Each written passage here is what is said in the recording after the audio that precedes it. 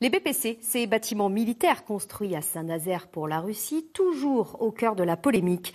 Au-delà de la situation militaire en Ukraine, c'est le crash d'un avion de la Malaysia Airlines la semaine dernière qui pourrait avoir été provoqué par des séparatistes pro-russes qui relancent le débat autour de la livraison de ces bâtiments.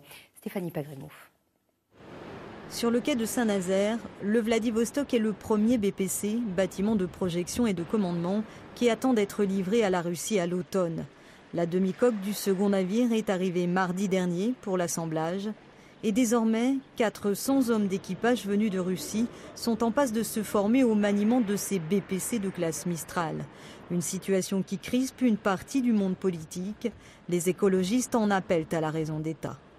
Le président de la République, François Hollande, a tous les moyens et toute la responsabilité d'annuler aujourd'hui ce contrat, de stopper ce transfert de technologie à la Russie, ce renforcement des capacités militaires russes, la formation de 400 marins russes au moment où la Russie installe la guerre en Europe.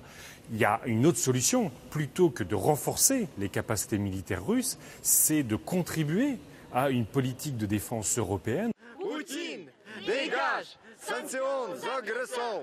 À Saint-Nazaire, quelques voix s'élèvent aussi dans la population. Vendre des armes sophistiquées à un régime qui veut redessiner les frontières de l'Europe par la force, est-ce la meilleure chose à faire pour la France ?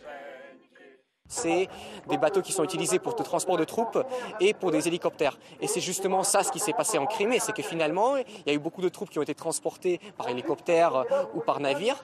Et si la Russie avait en plus les Mistral, ce serait passé encore plus vite, voire ça aurait pris une ampleur beaucoup plus importante.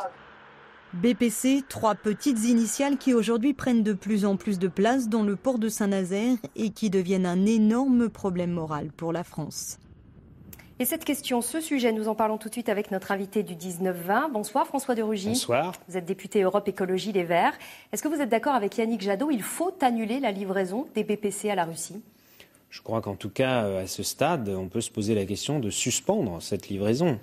Annuler la livraison, il faut bien se poser la question de ce que ça aurait comme conséquence. Il y a évidemment les arguments que donne Yannick Jadot qui sont très justes sur le fait que renforcer potentiellement la capacité militaire de la Russie aujourd'hui, ça pose plus que jamais question. Ça posait déjà question quand le contrat a été signé par Nicolas Sarkozy, président de la République à l'époque. Et en même temps, les chantiers navals de Saint-Nazaire, à l'époque, attendaient aussi ce type de commande parce que c'était une période difficile pour les chantiers navals. On s'en souvient, ici dans la région, peut-être plus qu'ailleurs. Sauf que ce contrat, il est signé maintenant et qu'il fait toujours autant polémique. Oui, c'est normal. On est dans une crise très grave. La Russie a un comportement pour le moins contestable, trouble d'ailleurs dans la crise ukrainienne. D'abord parce qu'on est maintenant convaincu que la Russie a impliqué des soldats russes contre l'Ukraine pour des pseudo-séparatistes.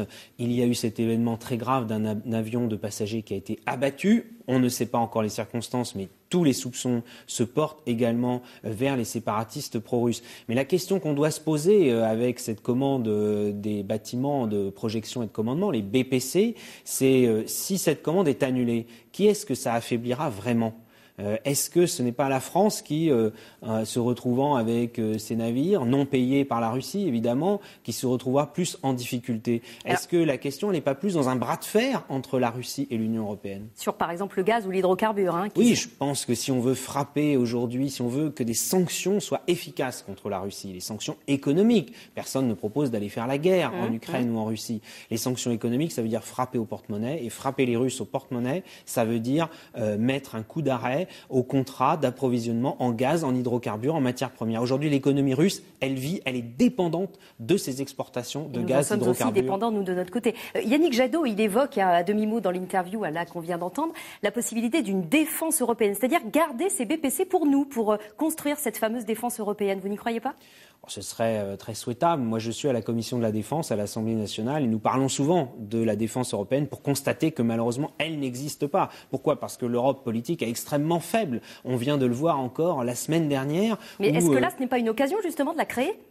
Non, vous savez, on ne crée pas une Europe de la défense simplement parce qu'on a quelques navires ou quelques éléments. On a essayé d'ailleurs, mais il faut qu'il y ait une volonté commune. La défense, par excellence, il faut une volonté politique commune. Vous savez, engager des soldats, faire des exercices ensemble, c'est une volonté politique commune. Et on a vu les chefs d'État et de gouvernement de l'Union européenne incapables de se mettre d'accord, ne serait-ce que pour désigner justement leurs représentants pour les affaires étrangères.